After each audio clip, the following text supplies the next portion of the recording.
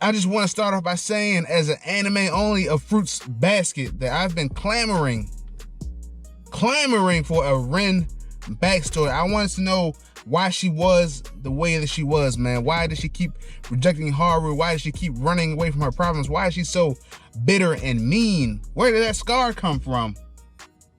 Today, we found out why. Was I ready? I was not ready. I wish somebody had warned me that this episode would be like this, man, because it came out of the blue, how they usually do. It's usually a couple slow episodes, and then bam! They give you that heat, man. Very intense. I'm gonna put a timestamp to where we get to the shits of the episode, but it's gonna be a regular review as normal, so we're gonna go ahead and get into it. But really quickly, I'm on the road to 100 subscribers. Currently, I'm at 90 subs, man. I know there are 10 new people watching this video, man. So make sure you like, comment, and subscribe. Please subscribe so we can hit this 100 sub goal by the time the summer season is over, man. Let's get into this review. Let's go! Oh, yeah. So listen, y'all. I was already turned up by the title of the episode. The title of the episode is, Do You Want to Kiss? I'm like, oh, man. We got some romance popping today. Maybe Kyo and Honda will kiss today. Who knows? But we get one better than that. We get a damn Rin backstory. I'm like, oh yeah. They giving it to us today. So they start off her backstory with a brief interaction between her and Hiro. So Hiro checks on her, says, how are you doing? And she's automatically, guard is up, defense is on 100. She says, go back to your happy, lovey-dovey family and don't worry about me. So automatically, that just gives us some foreshadowing, just to say that, her family situation might not be the best, to say the least at first, right? And then we're moving straight on ahead. So on the next important scene, we gain some more clarity. This scene played out before, like earlier in the season where, Ren was reaching out to Shigure. We're like, is that a love interest? Like, what's actually going on here, right? But today we find out that she was actually searching. She was asking, for information about how to break the curse. So Honda and Ren basically have the same goal. So basically, I think next episode they're gonna end up teaming up together. Cause I think between those two, they should be able to find out a solution. But Shigure, he's an interesting guy, man. He likes to stir the pot up and be the puppet master, but also, seems as though he's playing both sides sometimes. Well, he is playing both sides because he still, tends to Aikido, but he also gives out the good info to Honda and keeps everybody, on their toes and stuff like that. Keeps their plot progressing. So he's an interesting character. But basically, he said, don't ask me, I don't know shit, and I can't help you out about that one. So he probably can't go against Aikido's orders. So Aikido's, obviously Aikido controls the Zodiac. So could he really not know? Possibly. Or could he know, but Aikido told him no and he can't go against him? That's also a possibility. But I'm sure he knows more than what he's leading on to know, right? And so the next scene that I want to talk about is that when, the scene, it shows just how deep Haru and Ren's love was.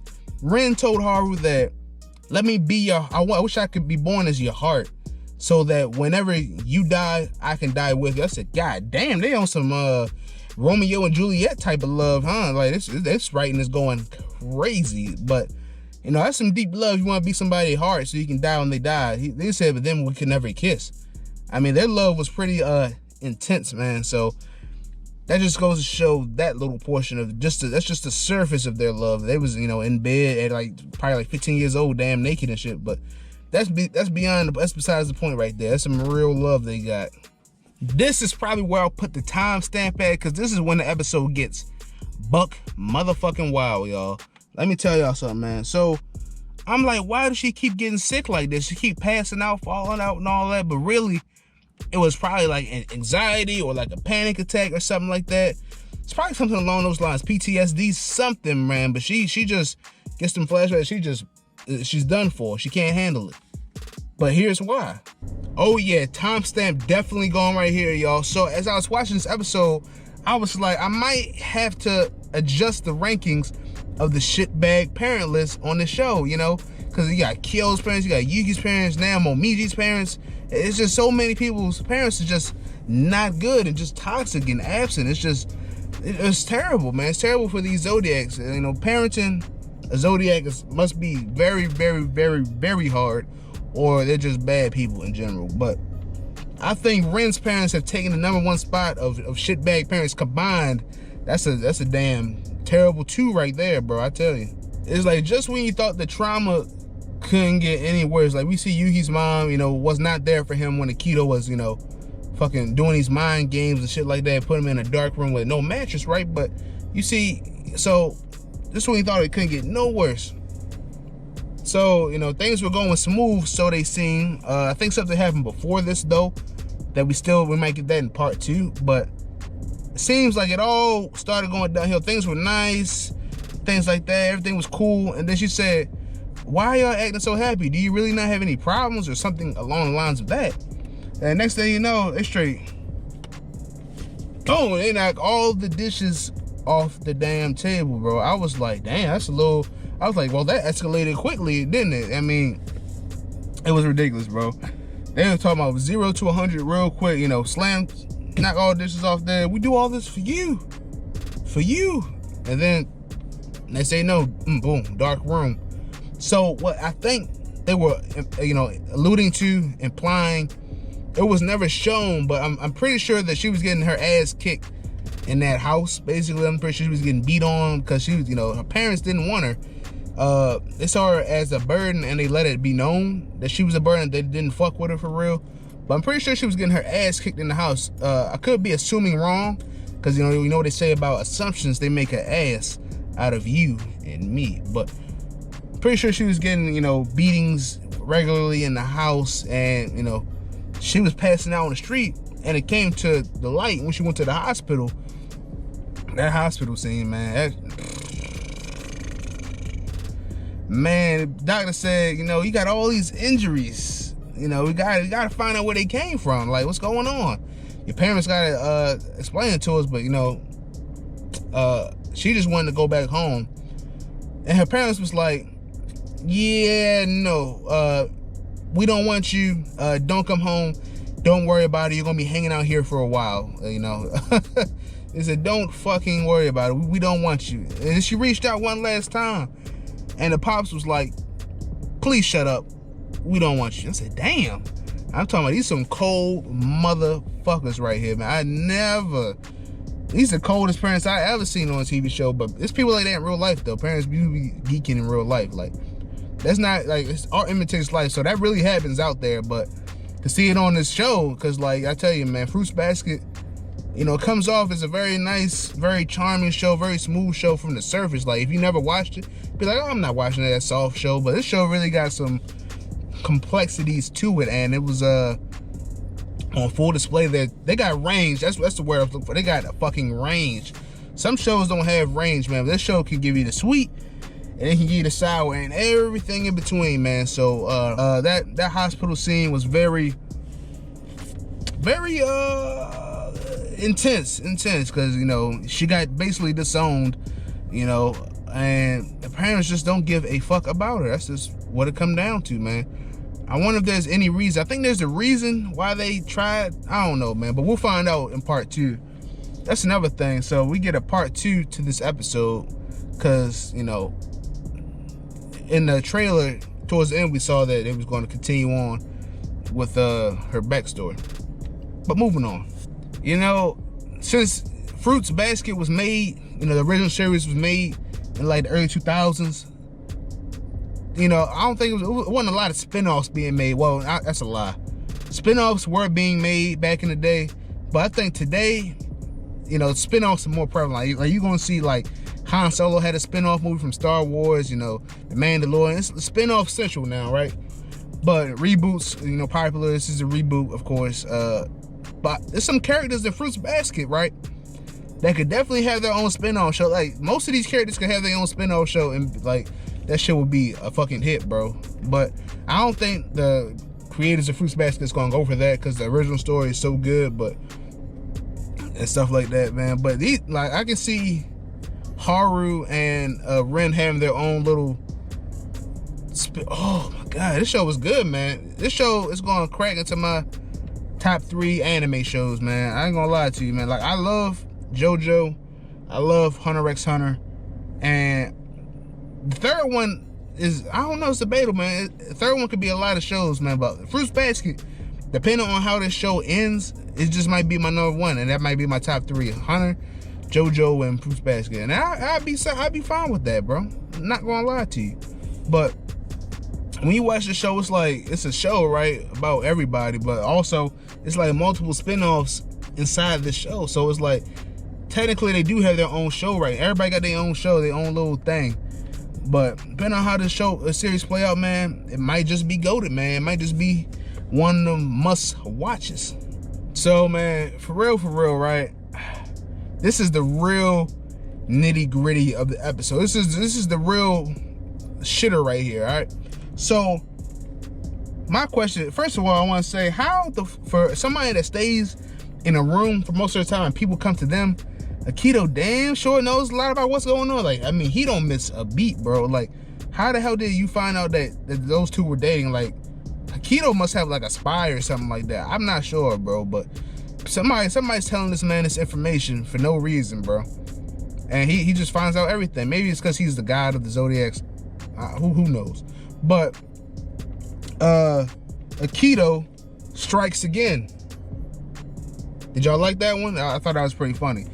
Pun was definitely intended. He did strike again this episode, and it was unbelievable. Let me check my notes, y'all. So Akito finds out about this, right? He said, okay, so you and Haru are dating, huh?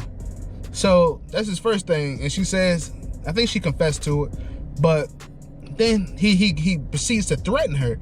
He says, yeah, it's a shame what happened to Hattori's left eye, or whatever, you know, insinuating that he was gonna, you know, whoever seduced you first was gonna get the punishment, right? And so she, you know, Rin, you know, takes it on herself because she loves Haru so much that she couldn't bear anything to happen to him, right? So she just went ahead and said, oh, it was me, you know.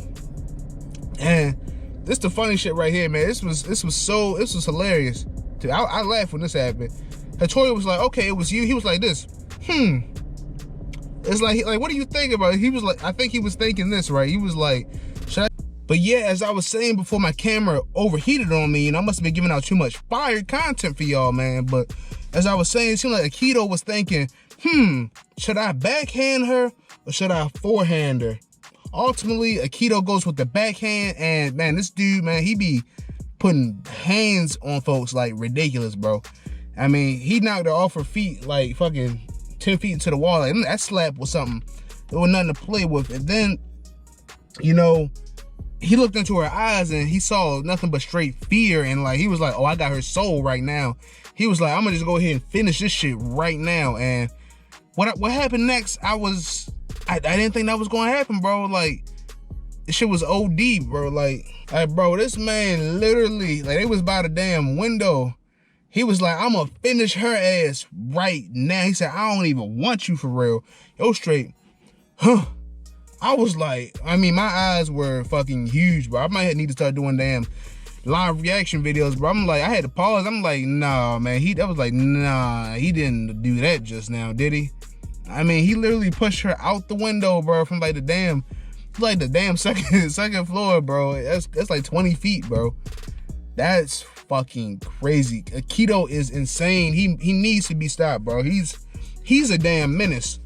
Somebody need to go spin the bin on him. He needs to be taken care of because he's out of control at this point.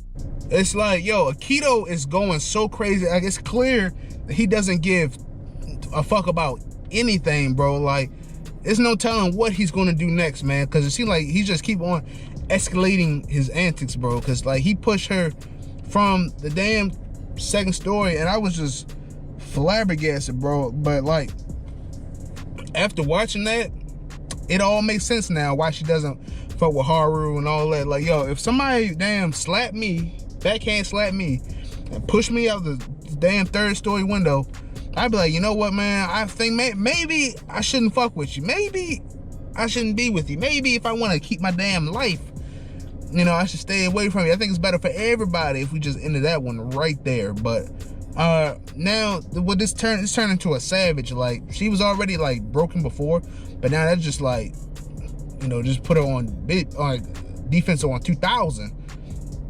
So now her life's goal is to break the curse so she can be free from you know, Kido. And she's willing to risk it all. She's literally willing to risk her life in order to, you know, break this curse. So like I said earlier, I think her and Honda can get it done, man. But that scene was just, I was like, they took it to a new level on Fruits Basket, bro. I didn't think they was gonna do that, but he could have fucking killed her. I think he was trying to kill her, actually. He was trying to kill Ren, bro, and that was nuts. This man must be stopped by any means. I swear to God, if he makes it through the series, bro, I don't know, man. I'll be highly disappointed. This man has to get killed somehow. They gotta find some voodoo, some ancient tricks or something, bro, because that guy's a damn menace. Man, like, every time they have one of these monumental episodes like that last Honda episode with her and no, I don't know, man. I can't remember off the top of my head, but it's been so many good episodes this season. Every time it's a monumental one with one of these characters, you know, like that Honda Aikido scene, mind you, or any other of these scenes, or the Kagura scene, or the, you know, they just keep outdoing themselves. And so, listen, like I always tell y'all, man, we have things that need to be checked off. Like last week, it was the Ren, Karino, it was Aikido's backstory, and I think that was it. Ren, Aikido, Ren, Aikido, Karino, and breaking the curses. So now we have Ren's backstory, so that's good. Boom. Now we just have Aikido's backstory, Karino's backstory, and how to break the curses. So we're good. We're good. We're slowly knocking these things down, man. Slowly knocking these side plots down for the overall plot. And then I think that's all gonna be season 2, man. But because they're in senior year right now, so this was probably, this is up there with one of the best episodes I've seen from the show. Definitely the most, you know, it was like, I didn't see it coming. It was the most, it exceeded my expectations, I'll say that, because I knew the Ren episode, you know, they were delaying it so damn long, right? So damn long that, you know, I knew it was going to be good, but they always seem to exceed my expectations in this show. And so that's why, you know, it's going to work its way. Depending on how it ends, it'll be in my number 1 show, you know, because this storyline is crazy. But phenomenal episode. They did a great job.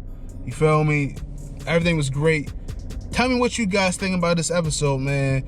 Also, like I said, I'm on the road to 100 subs, so, you know, make sure you like, comment, and subscribe down below so we can reach 100 subs by the time this summer season of anime is over, man.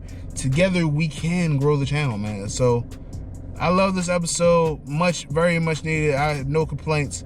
And this is your boy Blackout Jones signing off. I'll catch you. Well, I gotta do the God of High School review, and then I'll do that God of High School. Then I got ReZero tomorrow, man. But it's your boy. Make sure you like, comment, subscribe, man. This was a fun review, man. They really got after it today. And next week we get a part 2 to this episode. So we are in the money, baby. Let's go. Peace.